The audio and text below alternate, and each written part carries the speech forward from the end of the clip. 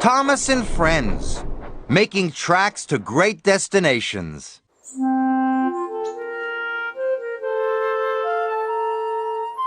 Dear Christopher, here is your friend Thomas the Tank Engine. He wanted to come out of his station yard and see the world. These stories tell you how he did it. I hope you will like them because you helped me to make them. Your loving, Daddy.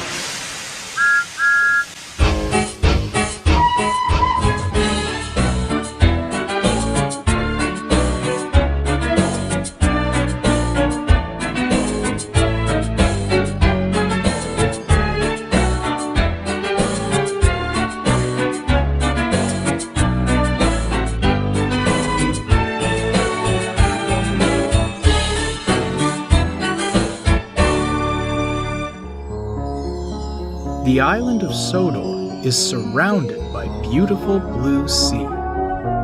It has fields of green and sandy yellow beaches.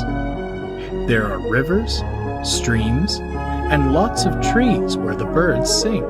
There are windmills and a coal mine and docks where visitors to the island arrive.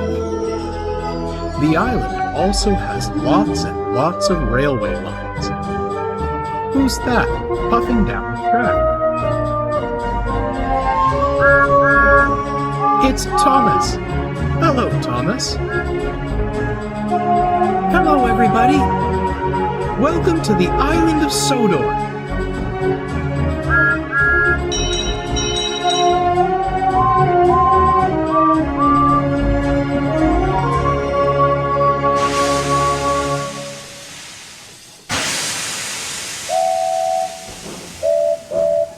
The Flying Scots.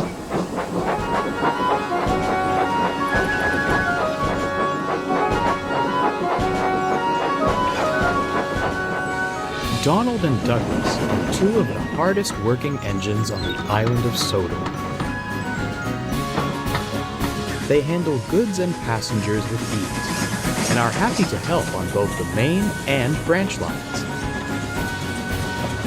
The drivers refer to them as engines of all trades. There is one job, however, that the twins had yet to do. Gordon is most proud of the Express. He runs his trains to time, and the passengers sing his praises. Even so, he sometimes needs a rest. The Fat Controller decided it was time for him to have another.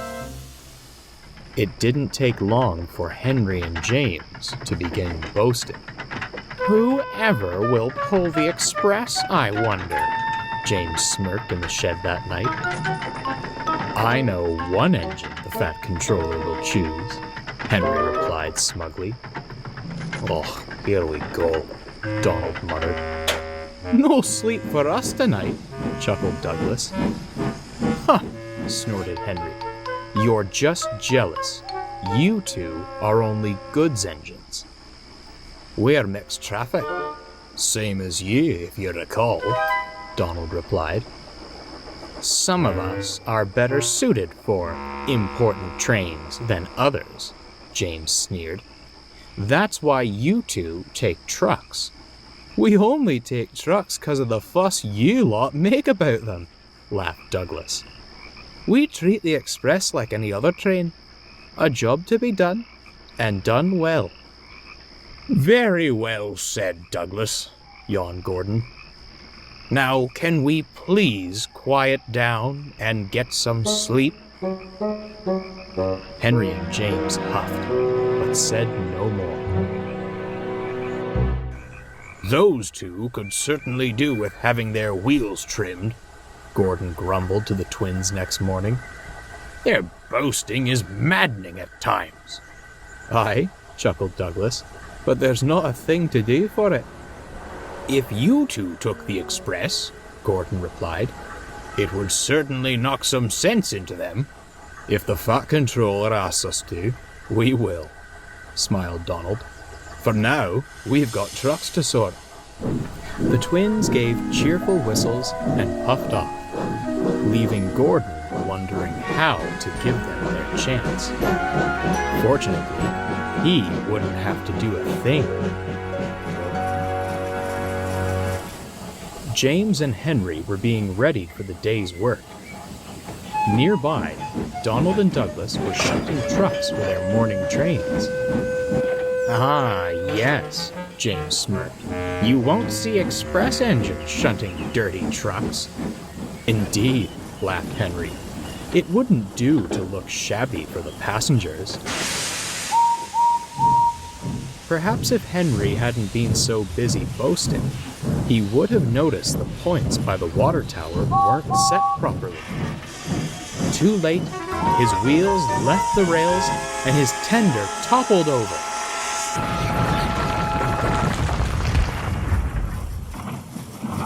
No one was hurt, but James was trapped in his siding. You did that on purpose to stop me getting the express, James snapped.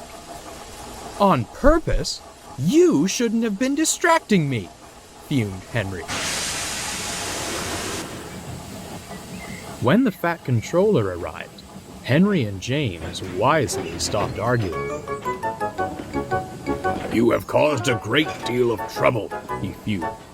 You can stay there until we get the train sorted out. Perhaps it will teach you not to get so big in the smoke box. Henry and James looked shamefully at their buffers. I'm sorry, Gordon, said the Fat Controller, but you may have to pull the express again before your rest. If I may, sir, smiled Gordon, why not let Donald and Douglas take the express? I'm sure Edward, Duck, and I can handle the other work. Duck and Edward were quick to agree, and the Fat Controller pondered. Well, you two, he said, turning to the twins. What do you say? We'd be honored, sir, the twins beamed. And so it was arranged. The twins were gentle with the coaches, gave the passengers a smooth ride, and charged over Gordon's Hill. They had no trouble keeping to time. In fact, they were often early. Gordon sang their praises when he saw them return. You two look splendid flying along the line. I dare say we ought to call you the Flying Scots. I'm sure my dear brother would agree if he could see you.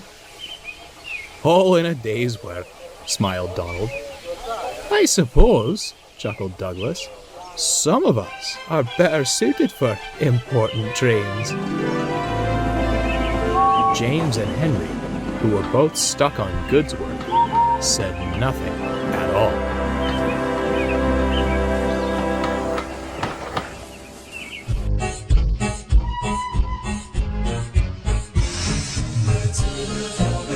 The